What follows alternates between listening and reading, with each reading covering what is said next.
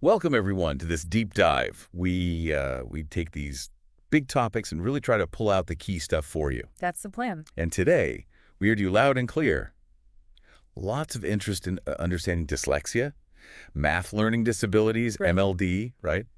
And writing disabilities, IWE. Impairment in written expression, yeah, IWE. Okay, so think of this as like your shortcut to getting a better handle on what these are, maybe what's going on, neurologically, and what we can actually do about them for kids and, well, for adults too. Exactly. We've pulled together quite a bit here. Some research on adults with dyslexia, interventions that work, overviews of dysgraphia, dyscalculia, Okay. stuff from pediatric texts on math and writing issues, and even this really interesting study on personality traits in adults with dyslexia. Tonality, okay, interesting. And yeah, so the goal is really to, connect those dots, give you the full picture of these learning differences, because they do often show up together. Right. So let's dive in. Dyslexia first. When we say dyslexia, what are we really talking about? Okay, so at its core, dyslexia is a learning disorder. It primarily hits reading. Reading. Yeah. And the fundamental problem is something called phonological processing. Phonological processing. Yeah, think about spoken words. They're made of sounds, right? Phonological processing is being able to hear those individual sounds and connect them to letters and words. It's basically decoding. That's the key skill. Decoding. Got it. And what's super important, really crucial to get, is that this has zero to do with how smart someone is, Right. or their hearing, or their eyesight. It's just, well, you said it earlier, kind of a different wiring in the brain. Different wiring. I like that. So, neurologically, what's happening? What do we know? Well, there are differences, yeah. Individual differences in the brain areas that process language. Okay. It's a kind of neurodivergence, different pathways being more dominant maybe, and there's definitely a genetic link. Ah, so it runs in families sometimes. Often, yeah, and some research hints at maybe slight disruptions during fetal brain development possibly playing a role. Interesting. Okay, so that's the sort of the biology bit. Yeah. But how does it actually look, day to day? Say when kids are really young, preschool age. Right. Well, the signs can change with age, but in preschoolers, you might see things like talking later than other kids, Okay. picking up new words really slowly, or making mistakes with word sounds like flipping sounds around, or confusing words that sound similar. They might also have a tough time remembering or naming letters, numbers, colors, those nursery rhymes, or rhyming games. They might struggle with those too. Huh. It all comes back to the sounds then. It often does, yeah, that underlying difficulty with language sounds. So fast forward a bit. They're in school now. How do those early signs, how do they change? Well, that's when the reading challenges usually become much more obvious. A big sign is reading well below the level you'd expect for their age. Okay. They might also have trouble processing spoken information, like understanding what they hear. Finding the right word when they're talking can be hard word retrieval issues. Or remembering things in order, like steps and instructions. Oh, I can see how that would be difficult. Yeah. And spotting differences between letters or words that look or sound alike, that can be tricky too. Sounding out unfamiliar words is often a major hurdle. Right. Spelling is usually tough. Mm-hmm. And reading or writing tasks just take a really, really long time. So much so that sometimes they just start avoiding reading altogether. Because it's just exhausting. Exactly. It feels like a huge mountain to climb. And this doesn't just disappear when they get older. Teens, adults. No, unfortunately, the core challenges usually stick around. For teens and adults, reading might still be slow, really effortful. Reading aloud can be particularly difficult. Mm-hmm. Spelling problems often persist. They might still try to avoid reading when they can. Mispronouncing names or words happens. That word retrieval thing where the word is on the tip of your tongue, that can still be an issue. Right. So naturally, tasks involving reading and writing can take a lot longer. Summarizing information can be hard. Which impacts studying work. Totally. And things like learning a foreign language or even math word problems, because they involve so much reading those, can be really challenging too. Some of the research on adults specifically shows that those underlying issues with like sound awareness and naming things quickly, they tend to persist. So, okay, someone suspects dyslexia. Maybe a parent, maybe a teacher, maybe the person themselves. What's the next step? How is it actually identified? Well, diagnosis isn't just one test. It's a pretty comprehensive evaluation. Okay. It looks at a bunch of key reading and language skills, so their decoding ability, like we talked about, oral language skills, how fluently and accurately they read, how well they understand what they've read, comprehension, spelling, vocabulary, word recognition. It covers a lot. And really important, there's no blood test, no brain scan that says, yep, dyslexia. Right. It's based on these skills assessments. Exactly. And getting tested early is generally better. If reading problems pop up before, say, 3rd grade, that's often a good time to look into it. Intervention works best when started early. Makes sense. Schools might suggest an evaluation, often with an educational psychologist who knows about learning disorders. Okay. And once there's a diagnosis, what happens then? What's the management? So the main thing is targeted educational help, specialized instruction. Not medication. No meds for dyslexia itself.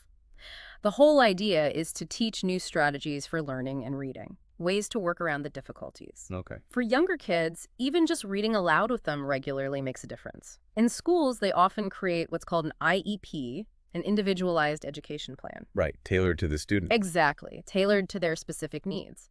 And this isn't just for kids. Adults with dyslexia absolutely benefit from programs and tools designed for them, too. Studies show that even in adulthood, focused interventions can improve reading accuracy, fluency, spelling, even the speed of that phonological processing we mentioned. That's really good to know, that help is available and effective later on, too. So, thinking bigger picture, long-term impact. As people with dyslexia become adults, what does that look like? Well, if it goes undiagnosed, unsupported, the reading difficulties will likely continue. Yeah. And that, unfortunately, can negatively impact education, social stuff, job opportunities. But, and this is really key, there's this concept called the Sea of Strengths model for dyslexia. Sea of Strengths. Tell me more. The idea is, okay, yes, there's this specific challenge with decoding words, but alongside that, individuals with dyslexia often have really significant strengths in other cognitive areas. Like what? Higher level thinking. Things like strong reasoning skills, great problem solvers, often have a really good vocabulary, lots of empathy, good at grasping big concepts, critical thinking. Wow. Okay. That's a much more positive way to frame it. It is. And it's not just a nice idea. Does it actually translate to success? Yeah, does it? Absolutely. There was this study from Yale, actually. They followed graduates who had dyslexia and compared them to their peers without dyslexia. They found no significant differences in how successful they were in college or in their careers, like 5 or more years down the line. That's fantastic. It really shows that with the right support, the right accommodations, people with dyslexia can absolutely thrive. Accommodations are key then. Hugely important, especially in college and work. Things like extra time on tests or tasks involving reading and writing. Makes sense. Assistive technology, text-to-speech, voice-to-text software, spell checkers, grammar tools, getting lecture notes provided, maybe a quiet room for tests. Also, something to be aware of. In an oral exam or presentation, someone with dyslexia might hesitate a bit when speaking because of those word retrieval difficulties we talked about. Right, not because they don't know the material. Exactly. It shouldn't be mistaken for lack of knowledge. And that difficulty with foreign languages, that might mean looking into waivers for language requirements in some schools or universities. Sure. Okay, that gives a really thorough picture of dyslexia. Let's shift gears now to math disabilities, MLD you called it, or dyscalculia. Yeah, both terms are used. MLD, math learning disability, is maybe the broader term. Dyscalculia often refers more specifically to trouble with basic arithmetic facts and calculation fluency. Okay. So what's the definition here? What's the core difficulty? So according to the DSM-5, the diagnostic manual, it involves significant persistent problems in a few key areas. One is number sense. That's like the intuitive grasp of quantity, what numbers actually mean. Okay, like understanding fiveness. Exactly, and remembering basic math facts like times tables or simple addition, performing calculations fluently, smoothly, and accurately, and also math reasoning, using math to solve problems. Got it. And IDEA, the Education Act, mentions calculation and problem solving too. Yes, those are key areas identified under IDEA as well. So how is this different from just, finding math hard? Lots of people say they're bad at math. That's a really important distinction. MLD involves difficulties that are persistent and usually quite severe. We're talking scores often below the 10th percentile on standardized math tests. Wow. Yeah. And that's even after they've received extra help. targeted intervention, whereas students who are just sort of low achieving in math might score below the 25th percentile, maybe, but their issues might not be as deep or persistent. They might respond more quickly to good teaching. Right. It's a different level of difficulty. How common is MLD? Estimates vary a bit, but somewhere around 7% of kids might show an MLD profile by the time they finish high school. 7%. Yeah, and maybe another 10% could be considered low achieving. And some research suggests, interestingly, that boys might be slightly more likely to be identified with MLD. Huh. Any idea why? Or what factors increase the risk? Well, genetics definitely seem to play a part. Heritability of math skills is estimated around 0.50, which is pretty significant. And certain genetic syndromes are linked with higher rates of math problems, too. Things like Fragile X, Turner syndrome, 22q deletion syndrome, myelomeningocele. Okay. Does MLD usually happen on its own, or does it often come with other things? It very often co-occurs with other learning issues, especially reading disabilities like dyslexia. Really? How often? Estimates range pretty widely, but somewhere between 30 and 70% overlap between reading and math disabilities. That's huge. It is. And people with MLD also have a higher risk for ADHD, anxiety, depression, even social isolation. And here's something interesting. Kids with MLD might actually be less likely to get referred for help compared to kids with reading problems. Why do you think that is? Hard to say for sure. Maybe reading difficulties are just more noticeable in the classroom, or maybe there's still less awareness about MLD. Something to keep in mind. Definitely. So what's causing these difficulties? What's going on cognitively? It's complex, likely a mix of things. General cognitive processes are involved, like working memory, our mental workspace, right? Yeah, holding info in your head. Exactly. Both the verbal part, the visual part, and the sort of manager part, the central executive. Memory for math facts is another big one. How quickly and accurately you can learn and pull out basic facts, like 2 + 2, 4. Processing speed, especially for numbers. The kinds of strategies used for problem solving, sometimes kids with MLD stick with less efficient strategies for longer. And general executive functions, attention, impulse control, flexibility, planning, they all play a role. So broad cognitive skills, are there specific math skills that are often weak? Yes, absolutely. Number sense, that intuitive feel for quantity we mentioned. Right. Connecting the symbol, like the numeral 3, to the actual quantity of 3 things, and understanding procedures, things like counting on instead of starting from 1 every time, or borrowing and subtraction, or knowing that 3 + 2 is the same as 2 + 3, the commutative property. These kinds of conceptual steps can be hurdles. Okay. So if a child has MLD, what works? What kind of support helps? The most effective approach seems to be really explicit, direct instruction, meaning you directly teach specific types of problems, specific concepts, very clearly, step by step. And you do it consistently over weeks or months. Skill-based instruction is key. Just doing lots of practice problems isn't usually enough. You need to teach the underlying skills. Gotcha. Teach the how. Exactly. In schools, they often use a model called RTI response to intervention.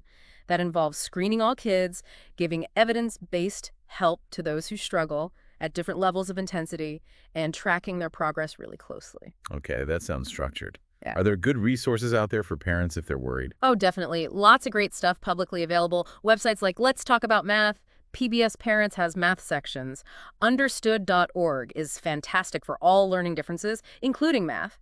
Even the U.S. Department of Education has parent guides. Good to know those exist. So for teachers, for parents, what are some red flags? What might make you suspect MLD? Well, if a child is consistently scoring way down low in math, say below the 20th percentile, if the teacher is expressing ongoing concerns about their progress despite effort, if there's a family history, though, that's not definitive on its own, of course, and maybe if parents find they constantly have to reteach basic concepts that the child seemed to get before, but then it's gone again, that lack of retention can be a sign. Okay, helpful pointers. Ooh. Let's move to the third area then. Writing disabilities. Impairment in written expression, IWE, and also dysgraphia.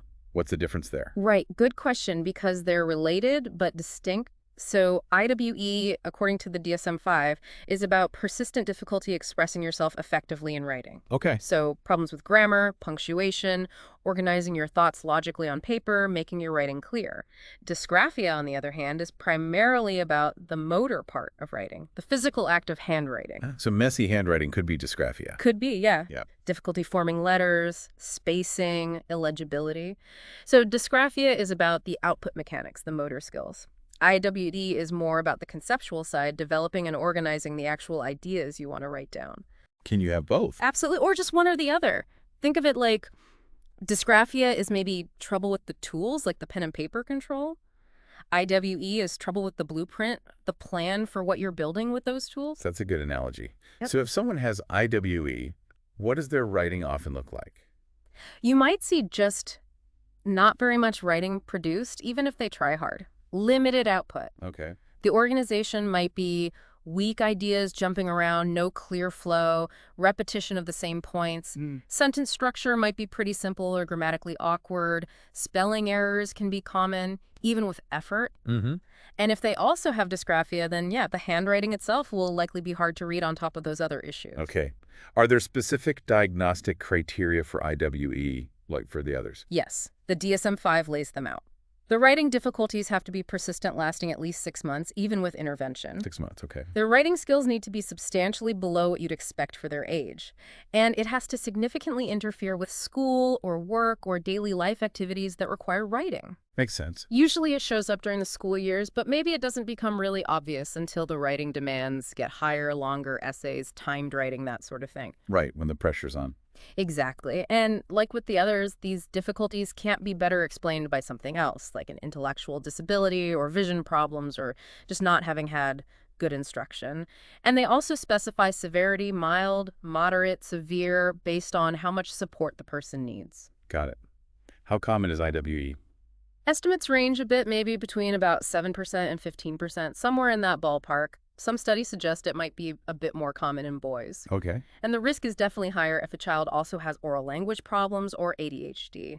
Weaknesses in working memory and those executive functions, planning, organizing, they really contribute here too. Makes sense. Writing involves a lot of planning. Where does the writing process tend to break down for these individuals? It can happen at different points. Sometimes it's at the very basic level, the motor control for forming letters, the mechanics like spelling, punctuation, capitalization. But often, the bigger challenges are with the higher level skills. Planning what to write, organizing the ideas logically, pulling relevant knowledge from memory and applying it, using varied vocabulary effectively. That's the whole process. It really is. Generating text requires integrating those basic transcription skills, getting the words down with all those higher level thinking skills. And if someone has underlying language difficulties, maybe with pragmatic language, how we use language socially, that can also really impact their writing quality. Right.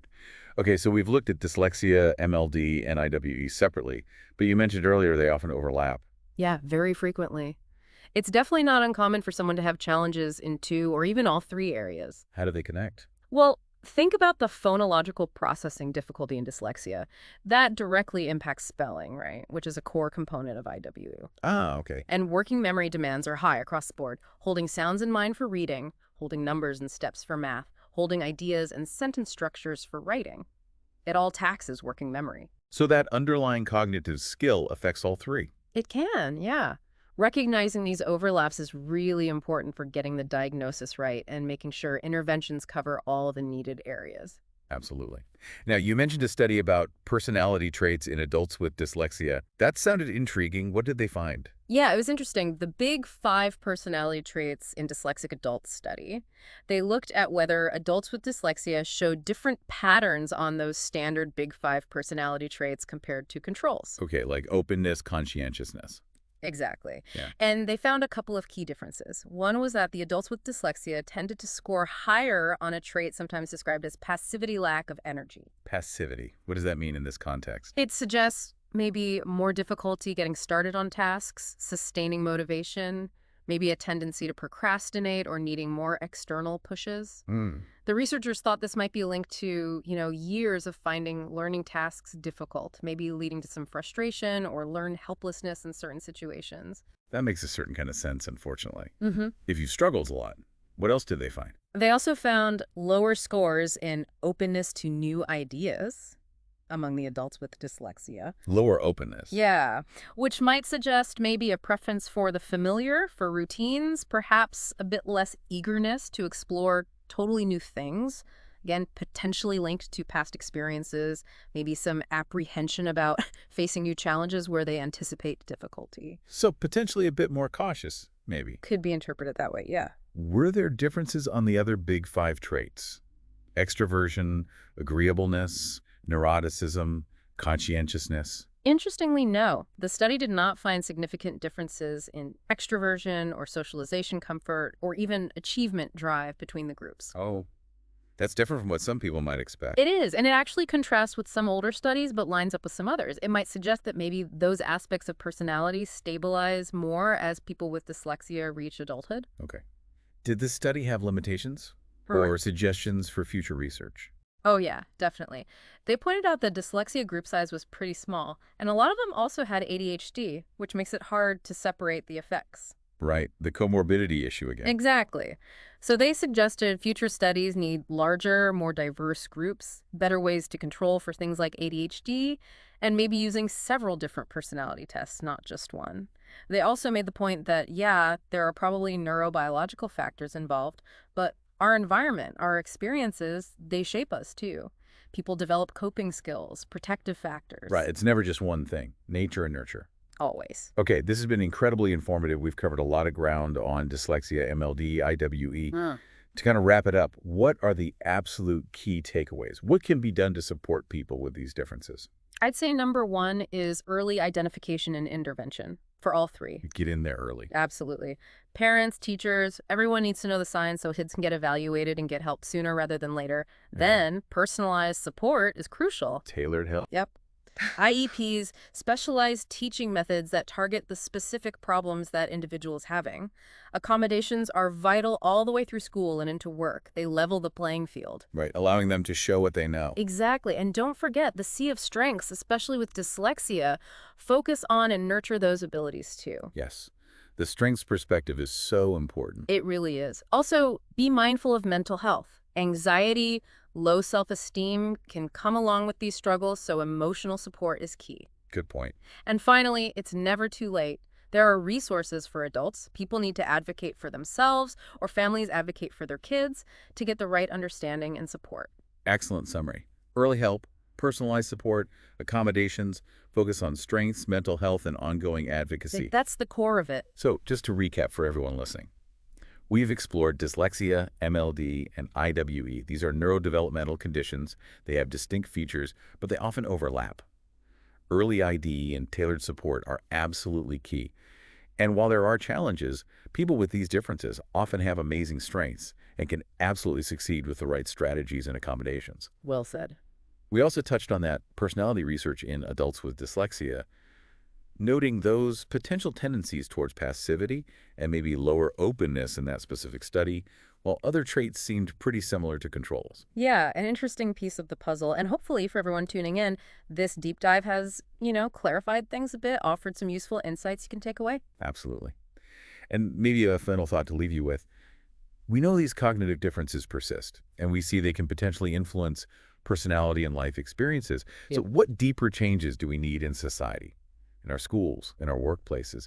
What needs to shift so that individuals with dyslexia, MLD, IWE aren't just coping, but are truly empowered to use their unique strengths and really fully thrive throughout their whole lives? That's a powerful question to ponder.